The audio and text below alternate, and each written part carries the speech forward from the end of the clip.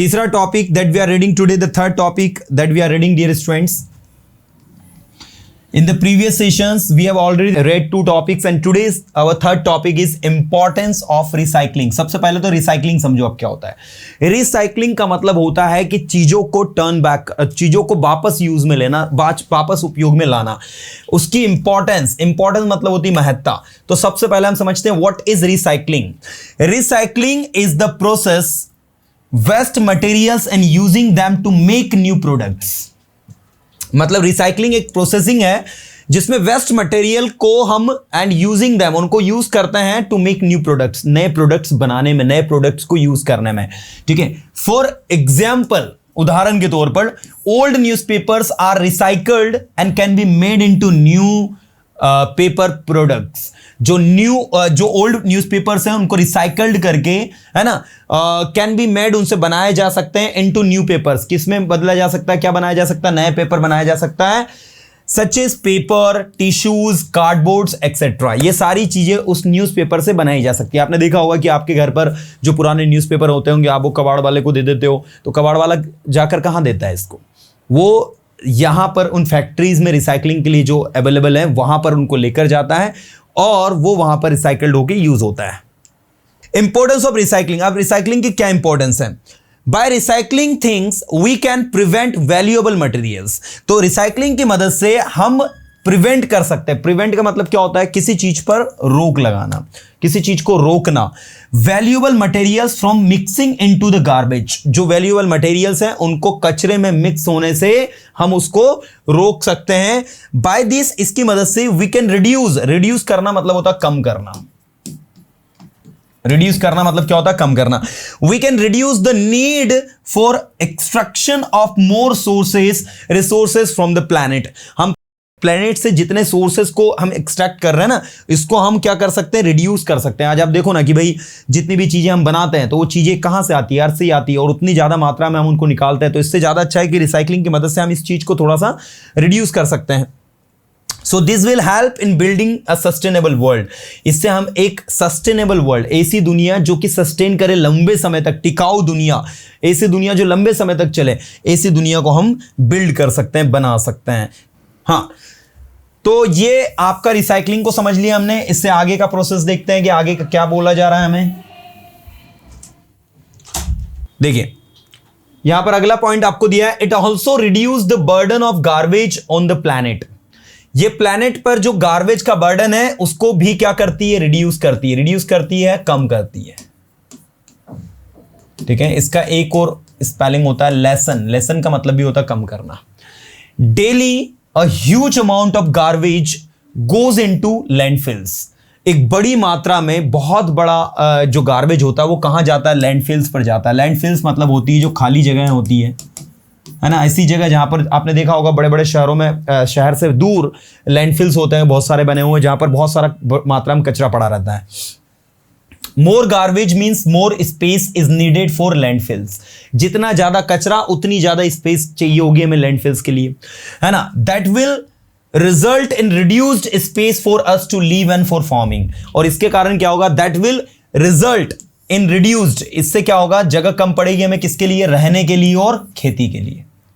अब रहने के लिए और खेती के लिए जगह कम पड़ जाएगी और बहुत बड़ी मात्रा में कचरा निकला तो सोचिए. Landfills are one of the top sources of methane emissions. और ये जो लैंडफिल्स होते हैं जहां पर हम लोग कचरा फेंक देते हैं ना, one of the top sources, ये टॉप सोर्सेस होते हैं मीथेन इमिशंस के. मतलब इनसे मीथेन गैस निकलती है जो कि क्या होती है?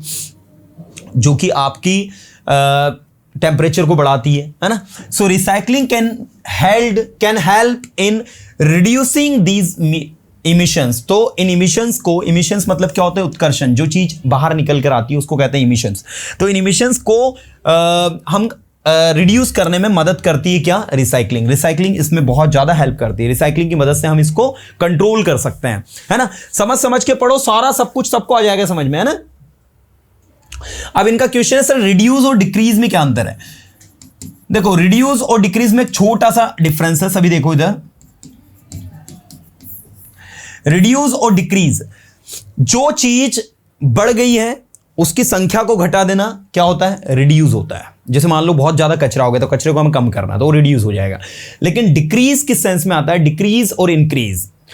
डिक्रीज जो है, जो चीज जितनी है उतनी ही रहेगी, उसमें से आप कम नहीं करोगे। मतलब डिक्रीज को आप ऐसा कह सकते हो कि रिड्यूस द वॉल्यूम नहीं होता, डिक्रीज द वॉल्यूम होगा, है ना। आप किसी चीज को जो जितनी मात्रा में है उतनी मात्रा में ही रहेगी, उसके साथ आप छेड़खानी नहीं करोगे। लेकिन अगर उसको बहुत कम मात्रा में आप कम कर रहे हो तो वहां पर आपको डिक्रीज का यूज करना होता है। इंक्रीज से डिक्रीज बना है, लेकिन रिड्यूस जो है ये आपका कह सकते हैं प्रोड्यूस एक होता है। तो प्रोड्यूस मतलब होता है उत्पन्न करना, है ना। तो उससे निकल के आया कि रिड्यूस करना मतलब किसी चीज को कम करना, है ना। ऐसे थोड़ा सिमिलर है लेकिन एक माइनर डिफरेंस है। बाय सेविंग नेचुरल रिसोर्सेस को बचाकर we can secure the future of next generation. हम लोग हमारे नेचुरल रिसोर्सेज जितने भी, आपको पता है नेचुरल रिसोर्सेज क्या होता है, वो चीज़ें जो हमें नेचर की ओर से मिलती है, जैसे पानी हो गया, ये नेचुरल रिसोर्सेज हमारे, तो हम इनको बचा सकते हैं। So we can secure future of the next generation, ताकि हम अगली जनरेशन का फ्यूचर जो है सिक्योर कर सकें। मोर एवर इसके अतिरिक्त बाय इनकरेजिंग रिसाइकलिंग को इनकरेज करके हम future generations to will follow the route, और फ्यूचर जनरेशन भी इस रूट को क्या करेगी, फॉलो करेगी, है ना। Plastic and other harmful products affect wild life. अब प्लास्टिक्स जो होते हैं और जो अदर हार्मफुल प्रोडक्ट्स होते हैं ये वाइल्ड लाइफ को भी अफेक्ट करते हैं। आपको पता होना चाहिए बहुत सारे जंगली जानवर ऐसे होते हैं जो जंगलों में रहते हैं। हम तो जंगलों में घूमने गए, वहां जाके पानी की बोतल हमने तो फेंक कर आ गए, लेकिन वही पानी की बोतल वहां पर जो जंगली जानवर होते हैं वो बाय मिस्टेक उसको खा लेते हैं, तो प्लास्टिक उनके गले में अटक जाता है। So this is also the problem कि हम लोगों के कारण इमिशंस मतलब होता है आपका किसी चीज से निकला हुआ चीज बाहर जो निकलता है। जैसे मान लो फैक्ट्री से जो कचरा निकला तो फैक्ट्री का क्या हो गया, वो इमिशन हो गया। Plastic and other harmful products affect world life, ठीक है, ये वाइल्ड लाइफ को भी अफेक्ट करते हैं। There are several incidents of animals getting hurt by consuming plastic. इसके बहुत सारी घटनाएं हैं जिनमें एनिमल्स हर्ट हुए हैं कंज्यूमिंग प्लास्टिक को कंज्यूम करके, प्लास्टिक को खाकर, कंज्यूम करना, खाना। These incidences can be prevented by sending harmful but recyclable products to recycling plants। ठीक है, तो भैया ये जो इंसिडेंट्स हैं कैन बी प्रिवेंटेड, इनको रोका जा सकता है, कंट्रोल किया जा सकता है। पैसिव वॉइस का सेंटेंस है, बाय सेंडिंग हार्मफुल, क्या भेजकर, sending harmful but recyclable products to recycling plants. मतलब जो हार्मफुल है उनको रिसाइक्लेबल प्रोडक्ट्स में से किसमें बनाकर, रिसाइकलिंग प्लांट्स में बनाकर। तो भैया अलग अलग तरीके के रिसाइकलिंग प्लांट्स हम ज़्यादातर लगा सकते हो और उन जगह पर इन सारे प्रोडक्ट्स को भेज दो, वहां से वो नए तैयार होकर आ जाएंगे। Non recycled can cause air and water pollution, और वो चीज़ें जो नॉन रिसाइकल्ड है, जैसे प्लास्टिक स्पेशली जो है नॉन रिसाइकल्ड है, तो ये जो है एयर और वाटर पोल्यूशन को पैदा करती है। So it is very important to recyclable products. तो ये बहुत जरूरी हो जाता है कि टू रिसाइकेलेबल प्रोडक्ट्स, जितने भी प्रोडक्ट्स रिसाइकल है उनको तो भाई करना ही है हमें, है ना। A huge part of garbage produced every day is recyclable.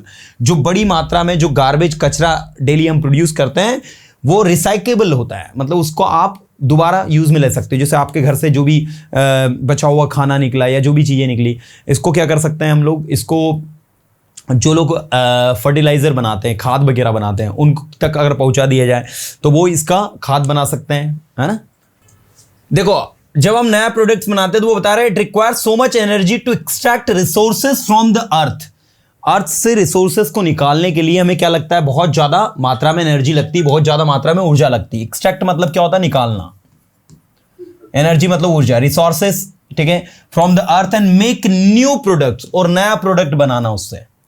तो कंपैरेटिवली, तुलनात्मक रूप से recycling uses very less energy to make new products.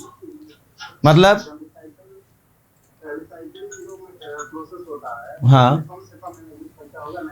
हाँ जी, कंपैरेटिवली मतलब तुलनात्मक रूप से recycling uses very less energy. Recycling जो होती है उसमें कम एनर्जी लगती है टू मेक न्यू प्रोडक्ट्स, नया प्रोडक्ट बनाने में, फ्रॉम ओल्ड थिंग्स, पुरानी चीजों से।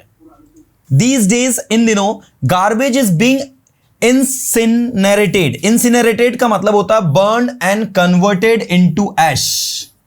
जलाना और उसको किस में बदल देना, राख में बदल देना। तो आजकल ये भी हो रहा है कि गार्बेज को क्या किया जा रहा है, गार्बेज इज बीइंग इंसिनरेटेड। इंसिनरेटेड करना मतलब होता है जला देना, राख में बदल देना।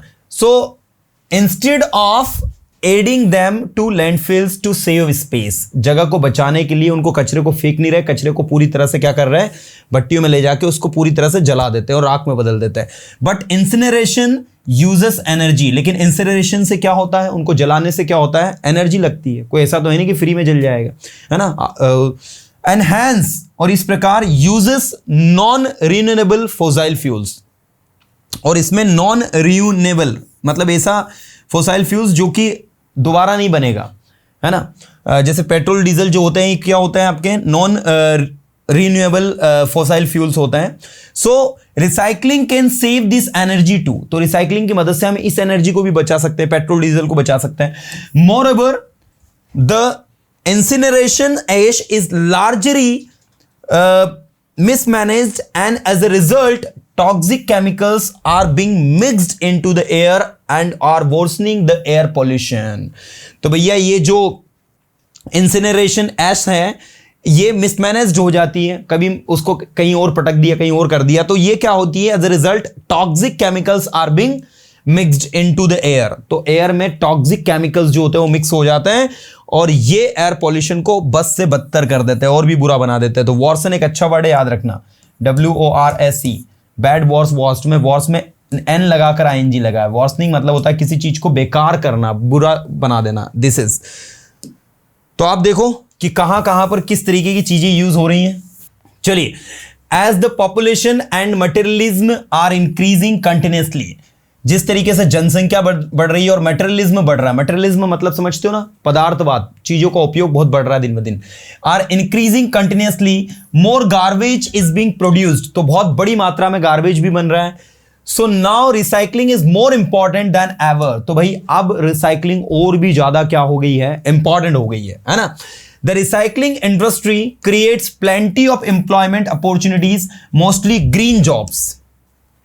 ठीक है, तो रिसाइकलिंग इंडस्ट्रीज जो है create plenty of employment opportunities, तो रिसाइकलिंग इंडस्ट्रीज जो है बहुत बड़ी मात्रा में जो है जॉब अपॉर्चुनिटीज दे रही है, और स्पेशली ग्रीन जॉब्स, ऐसे जॉब जिसके लिए कोई एंट्रेंस नहीं आपको देना है, जाओ जाकर जॉब लो, काम करो, है ना।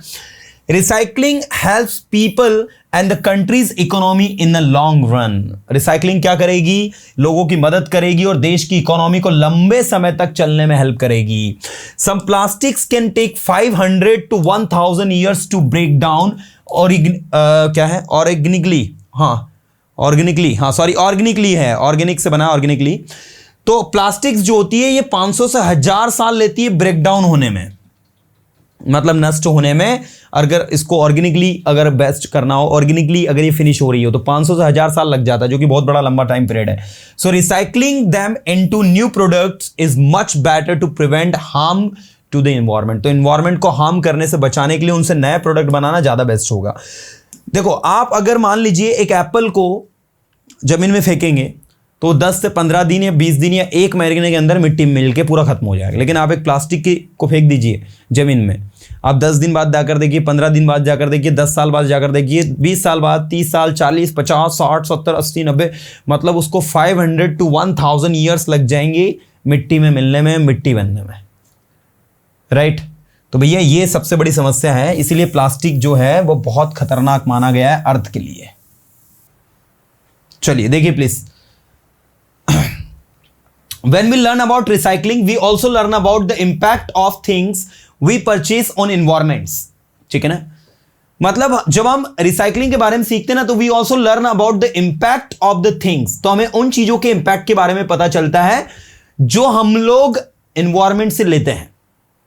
So recycling educates us about the need for protecting our planet, तो हमारे प्लैनेट को बचाने से हेल्प करती है रिसाइकलिंग हमें कहीं ना कहीं। एज ए रिजल्ट, इसके परिणाम स्वरूप we may become conscious about our purchases, ताकि हम अपने परचेसेस के बारे में थोड़ा सा कॉन्शियस रहे। आपको पता है हम मदर अर्थ से काफ़ी सारी चीज़ें लेते हैं, ठीक है ना, बहुत सारी चीज़ें हम मदर अर्थ से लेते हैं और वो हमें देती रहती है, कुछ भी कभी मना नहीं करती है ना। लेकिन हमें अपनी जिम्मेदारी है कि हम उसको स्पॉइल नहीं करें, खराब नहीं करें। व्हाट वी कैन डू, हम क्या कर सकते हैं, by following the principle of 3Rs, reduce, reuse, reuse and recycle, we can protect the environment. ये तीन आर को फॉलो करके हम लोग एनवायरमेंट को प्रोटेक्ट कर सकते हैं. If we reduce the number of things we buy, there will be lesser need for recycling. अगर हम अपनी संख्या को घटा दें, आज आप देखो ना कि अगर हमको घर में चार चेयर से काम हो रहा है तो 4 ही चेयर लो ना. क्यों घर में 10-20 चेयर लेकर रख रहे हो, है ना? बोले 10-20 चेयर रख लो, कभी गेस्ट आ गए तो. अरे नहीं भाई, जब आएंगे तब की तब सोचेंगे. मतलब लोग क्या है कि चीज़ों का संग्रहण बहुत ज़्यादा करते हैं, और इसी वजह से फिर क्या होता है कि जब जितनी ज़रूरत से ज़्यादा चीज़ें घर के अंदर होती हैं तो उतना ही ज़्यादा क्या होता है, वेस्टेज बनता है वो चीज़ें. फिर बाइंग रीयूजेबल प्रोडक्ट्स, ठीक है, क्या खरीदना, रीयूजेबल प्रोडक्ट्स खरीदना instead of disposable ones can reduce the formation of garbage. जो डिस्पोजेबल वंस होते हैं, डिस्पोजेबल समझते हो ना, जो यूज एंड थ्रो प्रोडक्ट्स होते हैं, उनकी बजाय हमें उन प्रोडक्ट्स को यूज करना चाहिए जो कि कैसे हो, रीयूजेबल हो. रीयूजेबल जैसे मैं आपको एक एग्जांपल देता हूं. आपने देखा होगा कि जनरली वो डिस्पोजल ग्लास आते हैं, है ना, वो आपने देखा होगा प्लास्टिक के ग्लासेस आते हैं. तो उनको खरीदने की बजाय आप क्या करें, वो ग्लासेस खरीदें जिनको कि आप बाद में भी यूज कर सकें. उससे क्या होगा कि आप ये जो डिस्पोजल्स हैं, डिस्पोजेबल, इनसे बच जाएंगे और कहीं ना कहीं आपका गार्बेज, कचरा जो है कम होगा. Sharing items that are used occasionally can help the environment and also helps economically. ऐसे आइटम्स जो कि ओकेशनली यूज होते हैं उनको शेयरिंग कर लो, है ना. जैसे मान लीजिए कि आपके घर में जब गेस्ट आ रहे हैं तो आप ऐसे समय में जो है बाहर से जो आइटम थोड़े समय के लिए मंगवाना हो मंगवा ले, बाकी फिर उसको रिटर्न कर दें. तो इससे क्या होगा कि आप कहीं के इन्वायरमेंट को बचा सकते हैं. तो ये कुछ ऐसे सुझाव दिए हैं, वैसे तो इनको फॉलो करता कोई नहीं है, आप भी जानते हैं सब. Buying easily recyclable products that use less packaging can help in reducing the burden of the environment. Buying easily recyclable, ऐसे प्रोडक्ट खरीदना जो आसानी से रिसाइकेबल हो जाए, ठीक है ना. तो इससे बर्डन थोड़ा इन्वायरमेंट का कम हो जाएगा. Separating recyclable waste from other waste and sending them to recycling plants. उस वेस्ट को अलग रखना जो कि रिसाइकलेबल है, ताकि उसको कहां भेजा जा सके, रिसाइकलिंग प्लांट्स में भेजा सके. Will prevent the wastage of valuable materials, वो वैल्यूएबल मटेरियल्स के वेस्टेज को रोकेगा. It will also save the space in landfills for non recyclable items. ये नॉन रिसाइकलेबल आइटम्स के लिए वहां पर जगह भी ज्यादा खराब नहीं करेगा, कहीं ना कहीं ये हमारे लिए ज्यादा अच्छा है. Buying recyclable products such as recycled papers, tissues etcetera can encourage the recycling industry. ये रिसाइकलिंग इंडस्ट्री को थोड़ा सा इंकरेज भी कर सकते हैं. अदर इंपॉर्टेंट पॉइंट्स में आपको क्या दिया है,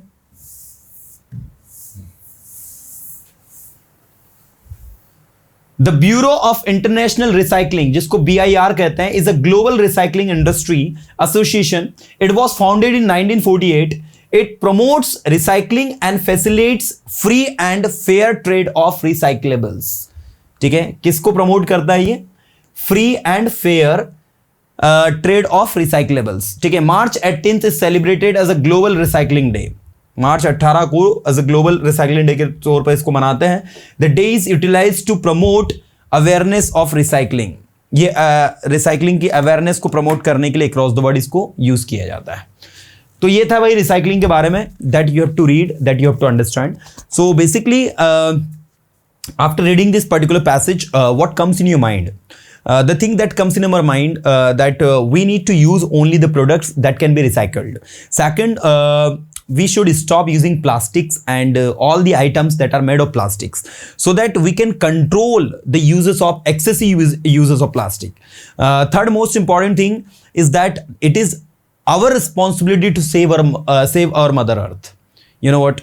अगर हम ये जिम्मेदारी छोड़ देंगे, दूसरे नेशन तो कर नहीं रहे, हम क्यों करें. तो ऐसा अगर हर व्यक्ति सोच लेगा तो फिर हम अपने हाथों से ही अपनी अर्थ को नष्ट कर देंगे. बिकॉज अभी तो कुछ नहीं है, just after 20 to 30 years the situation is just going to be more worse. So in the future we are going to face more problems. इसलिए ज़्यादा अच्छा है कि आज हम उस चीज़ को कंट्रोल करें, ताकि आने वाली हमारी जो फोर्थ कमिंग जनरेशन है, it is not going to face any problem.